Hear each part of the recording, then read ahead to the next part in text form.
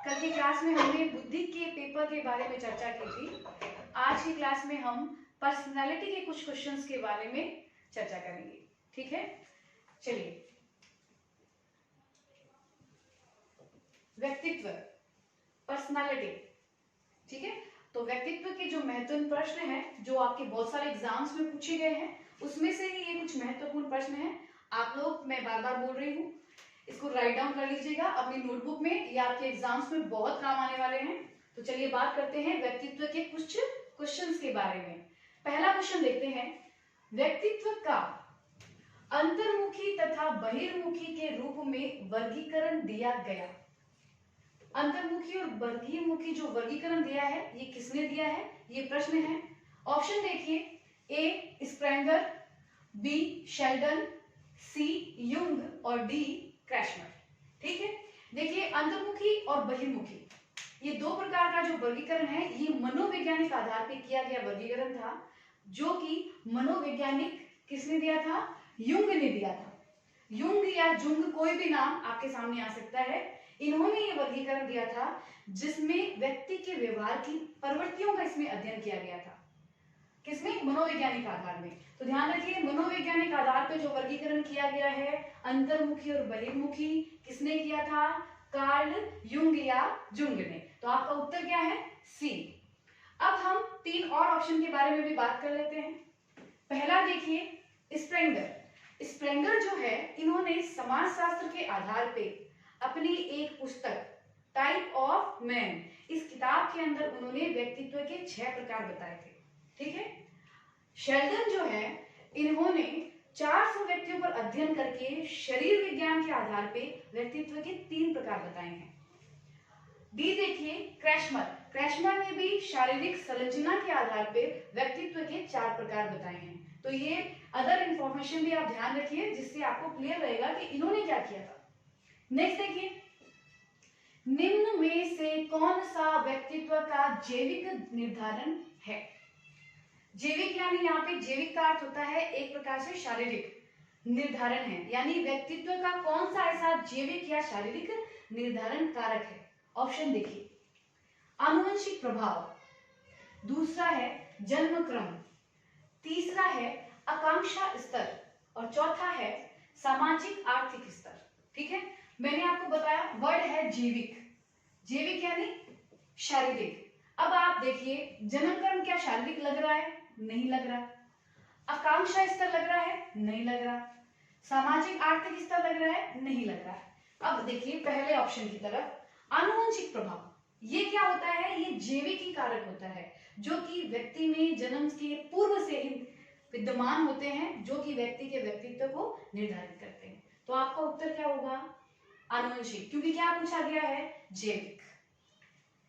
अगला देखिए, रोशा शाही धब्बा परीक्षण में व्यक्तित्व का कौन सा पक्ष मापा जाता है। तो ये जो परीक्षण है रोशा शाही धब्बा, जिसको बोलते हैं इन ब्लोड परीक्षण यानी टेस्ट, ये जो परीक्षण था ये दिया था हरमन रोशा ने। कब दिया था, 1921 में। कब दिया था, 1921 में। ये जो मनोवैज्ञानिक है हरमन रोशा, ये स्विट्जरलैंड के मनोवैज्ञानिक थे, इन्होंने ये परीक्षण दिया था। ये जो परीक्षण था वो बहुत ही महत्वपूर्ण परीक्षण था और इतना उपयोगी था कि जिससे कि हम बालक के ज्ञानात्मक, क्रियात्मक, भावात्मक तीनों पक्ष का अध्ययन कर सकते हैं।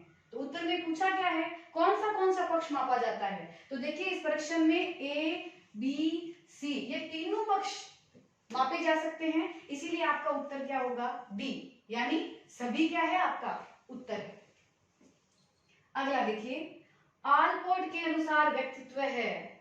व्यक्तित्व की आप जितनी भी डेफिनेशंस पढ़ लीजिए, उसमें से अगर पेपर सेक्टर की सबसे पसंदीदा जो परिभाषा है वो कौन सी है, आलपोर्ट की है। ये बहुत ही महत्वपूर्ण है, कम से कम 47 बार इस परिभाषा को आपके बहुत सारे एग्जाम्स में पूछा गया है। तो ये तो आपको पढ़ के जानी ही जानी है, बाकी को आप देखिए चाहे मत देखिए।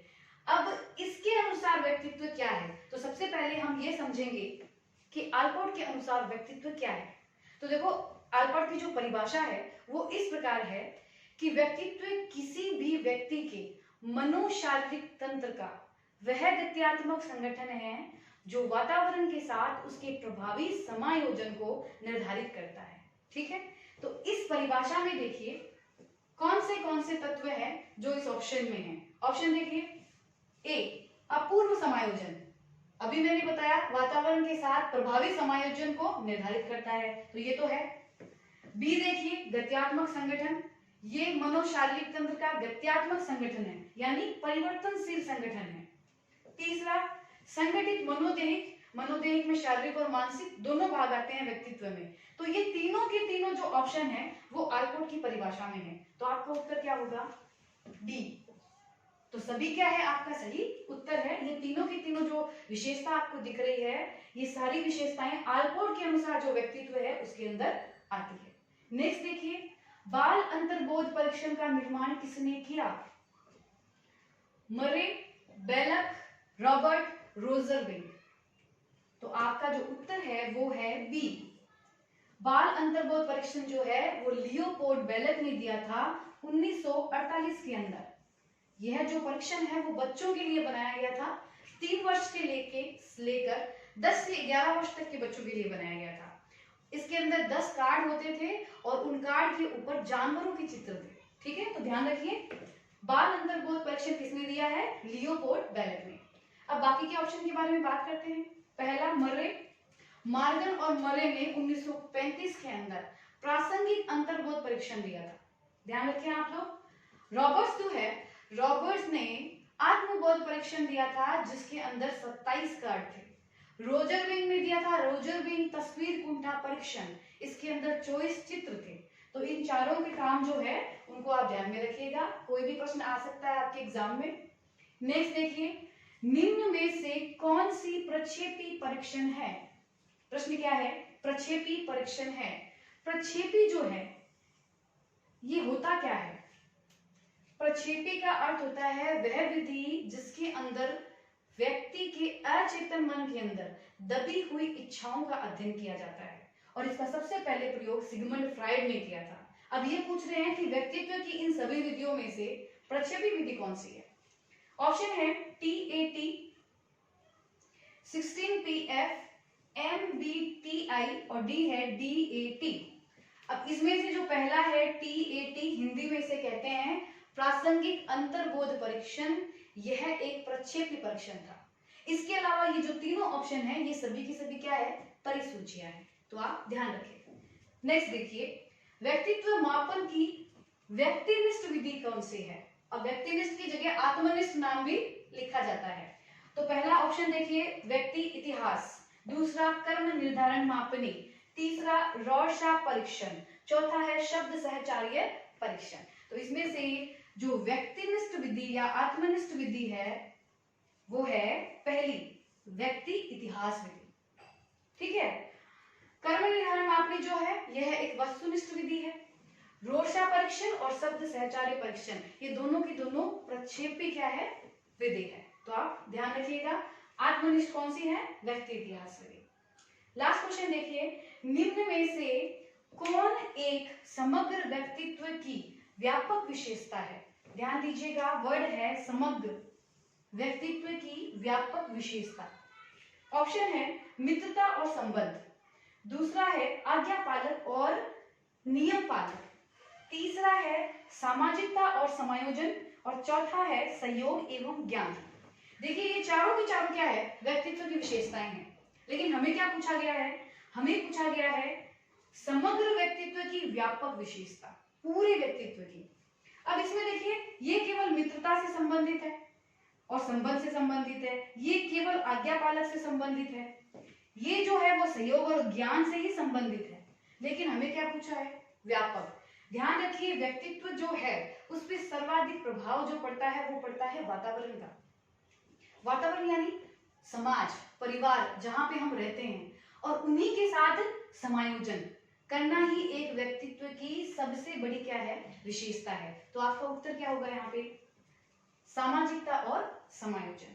ठीक है, तो इसका स्क्रीनशॉट ले लीजिए आप। आगे हम कुछ और क्वेश्चंस के बारे में चर्चा करते हैं।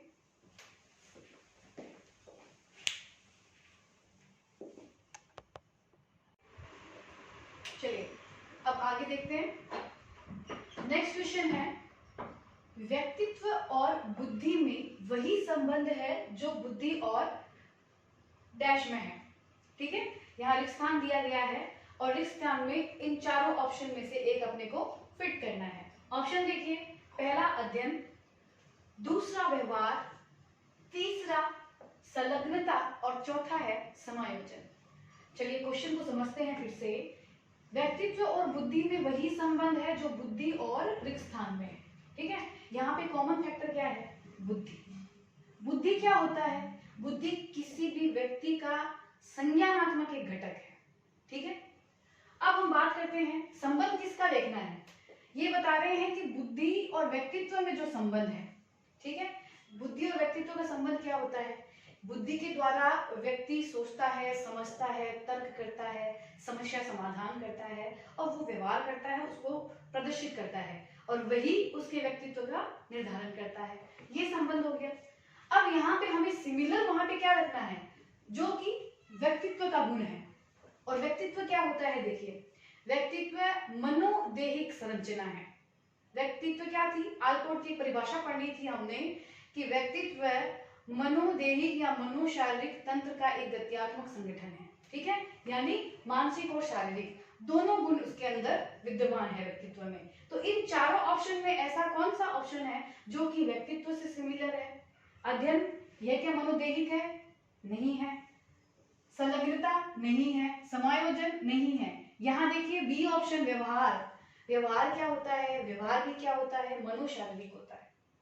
ठीक है, और व्यक्तित्व भी क्या होता है? मनोदेहिक होता है। तो जो संबंध व्यक्तित्व और बुद्धि में होगा वही संबंध बुद्धि और व्यवहार में होगा। तो आपका ऑप्शन क्या होगा? बी। सही उत्तर क्या होगा? बी। नेक्स्ट देखिए, व्यक्तित्व स्थायी समायोजन है। व्यक्तित्व स्थायी समायोजन है। देखो, व्यक्ति का जो भी व्यक्तित्व बन जाता है, फिर वो जो समायोजन करता है, चाहे वो परिवार से हो, समाज से हो, किसी के साथ भी हो, वो परमानेंट ही रहता है। जो आपकी पर्सनैलिटी बन गई है, आप उसी के अनुसार व्यवहार करोगे। तो ऑप्शन देखिए क्या है? पर्यावरण के साथ, जीवन के साथ, प्रकृति के साथ या सभी। तो आपका जो एक व्यक्तित्व बन गया है वो एक स्थायी समायोजन होता है सभी के साथ में। जिसके साथ भी वो समायोजन करेगा वो समायोजन बदलेगा नहीं, वो स्थायी रहेगा। तो वो चाहे पर्यावरण के साथ हो, चाहे जीवन के साथ हो, चाहे प्रकृति के साथ। तो उत्तर क्या है आपका? सभी के साथ क्या है? स्थायी समायोजन है। ओके, नेक्स्ट देखिए, एक संतुलित व्यक्तित्व वह है जिसमें, ये आपके रीड में आया हुआ प्रश्न है। ऑप्शन देखिए, हमें क्या देखना है? संतुलित व्यक्तित्व कौन सा है, उसके अंदर क्या विशेषता होनी चाहिए। ऑप्शन पढ़ते हैं। इदम एवं परम अहम के बीच संतुलित स्थापित किया जाता है, तब क्या होगा? संतुलित व्यक्तित्व। इदम एवं अहम के बीच में संतुलित स्थापित किया जाता है। यहाँ पे परम अहम है, यहाँ अहम है। अहम एवं परम अहम के बीच में संतुलित स्थापित किया जाता है। और लास्ट है, मजबूत अहम को बनाया जाता है। पहले थोड़ा सा इदम अहम और परम अहम को समझ लेते हैं, ये क्या व्यक्तित्व होता है। देखो, इदम जो होता है, ये पार्श्विक प्रवृत्ति के जो लोग होते हैं वो सभी के सभी किसमें आते हैं? इदम के अंदर। ये हमारे अचेतन मन से संबंधित होता है, जो कि हमारे मस्तिष्क का कितना होता है? 90% भाग होता है। वो लोग किसमें आएंगे? इदम के अंदर। अचेतन मन में हमारी दबी हुई इच्छाएं, ये जो लोग होते हैं वो पशु प्रवृत्ति के होते हैं, इन्हें क्रोध बात बहुत आता है, इनके अंदर लोभ होता है, गलत कार्य करते हैं। ये लोग मानसिक रूप से क्या होते हैं? असंतुलित होते हैं। व्यक्तित्व उसी का अच्छा होगा जिसका मानसिक और शारीरिक दोनों संतुलन बराबर होगा। जो इदम के व्यक्तित्व होते हैं वो शारीरिक रूप से तो संतुष्ट होते हैं, लेकिन मानसिक रूप से क्या होते हैं? संतुष्ट नहीं रहते हैं। अहम जो होता है, अहम होता है मनुष्य प्रवृत्ति का। ये हमारी, इसका संबंध हमारी वास्तविकता से होता है। ठीक है। परम अहम जो है ये देवत्व प्रवृत्ति का होता है। ठीक है, इसके अंदर जो लोग होते हैं वो परोपकारी होते हैं, इनके अंदर दया भाव बहुत होता है, जो कि आपको कम देखने को मिलेगा। अब यहाँ देखिए किसमें हम संतुलन स्थापित करें जिससे कि व्यक्तित्व में संतुलन बना रहे। ठीक है, यहाँ देखिए इदम जो है ये 90% इसका अचेतन मन से संबंध होता है और 90% भाग इसका क्या होता है? हमारे मस्तिष्क के अंदर होता है।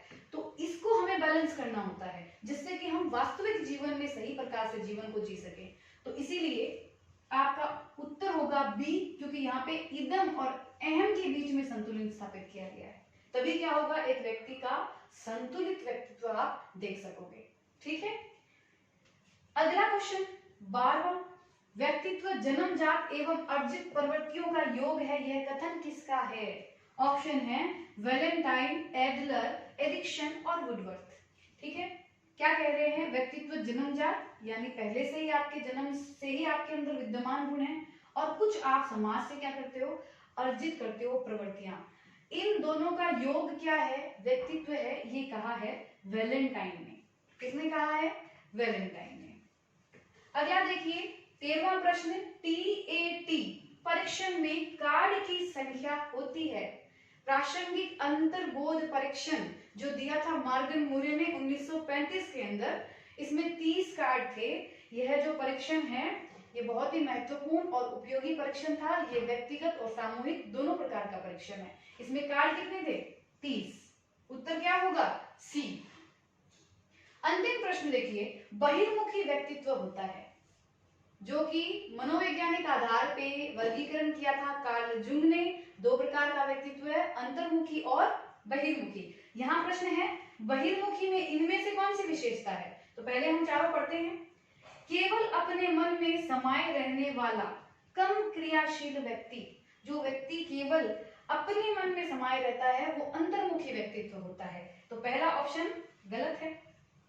विनम्र स्वभाव वाला व्यक्ति जो शीघ्र ही परेशान होने लगता है, विनम्र स्वभाव वाला जो व्यक्तित्व है यह भी अंतर्मुखी की विशेषता है, तो ये ऑप्शन भी गलत है। व्यक्ति जो हमेशा अपने बारे में सोचता रहता है, अपने बारे में सोचता है, वो अंतर्मुखी है, तो यह भी क्या है? अंतर्मुखी की विशेषता है, तो ये भी ऑप्शन गलत। लास्ट देखो, प्रबल व्यक्ति जो सरलता से परेशान हो जाने वाला नहीं, ध्यान दीजिए, नहीं। और दूसरी बात इसमें ध्यान देने योग्य है, ये प्रबल व्यक्ति। देखो जो ये बहिर्मुखी व्यक्तित्व होते हैं ये बहुत अच्छे वक्ता होते हैं, यथार्थवादी दृष्टिकोण के होते हैं, प्रभुत्ववादी होते हैं। तो ये व्यक्ति जल्दी से परेशान नहीं होते हैं, अपनी समस्या का समाधान ढूंढ लेते हैं। तो ये जो अंतिम विशेषता है वो किसकी है? बहिर्मुखी व्यक्तित्व। ठीक है, तो आपका उत्तर हो गया डी। इसका आप स्क्रीनशॉट ले लीजिए। व्यक्तित्व के 14 क्वेश्चन हमने सॉल्व किए हैं, इसको ध्यान से समझिए, अपनी नोटबुक में इसको राइट डाउन कर लीजिए। मैंने लिंक शेयर किया था आप लोगों को टेलीग्राम का, उसको जरूर सब्सक्राइब कीजिए और मेरे चैनल को जरूर आप सब्सक्राइब कीजिए। जब संख्या ज्यादा बढ़ जाएगी उसके बाद में मैं वीडियो अपलोड करूंगी टॉपिक वाइज। अभी बहुत कम सब्सक्राइब हुए हैं, आप लोग जल्दी से जल्दी सब्सक्राइब कीजिए। इसके बाद में आपको सारे साइकोलॉजी के टॉपिक मैं इसके ऊपर अपलोड करूंगी। ठीक है, तो आप इसका स्क्रीनशॉट ले लीजिए।